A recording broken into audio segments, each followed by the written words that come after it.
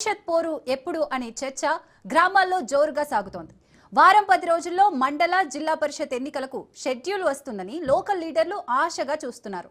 అధికారులు సైతం రిజర్వేషన్లు ఖరారు చేసి ఎన్నికల సంఘానికి పంపారని ఫీలర్లు వచ్చాయి. అయితే ఎన్నికల ఫలితాలపై స్పందించిన సీఎం రేవంత్ రెడ్డి పరిషత్ ఎన్నికలపై ట్విస్ట్ ఇచ్చారు.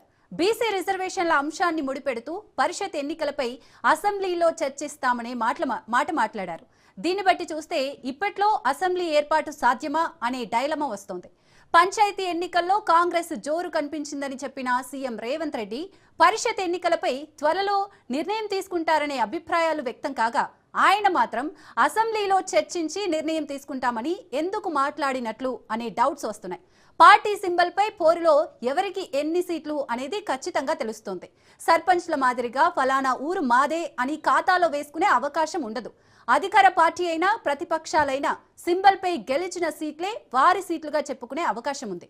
పంచాయతీ ఎన్నికల్లో తొలి ఘట్టమైన సర్పంచ్ ఎన్నికలు ముగించిన కాంగ్రెస్ పార్టీ పరిషత్ ఎన్నికలపై ప్లాన్ బి అనుసరించే అవకాశం ఉన్నట్లు సీఎం వ్యాఖ్యలను విశ్లేషిస్తున్న నేతలు చెబుతున్న మాట.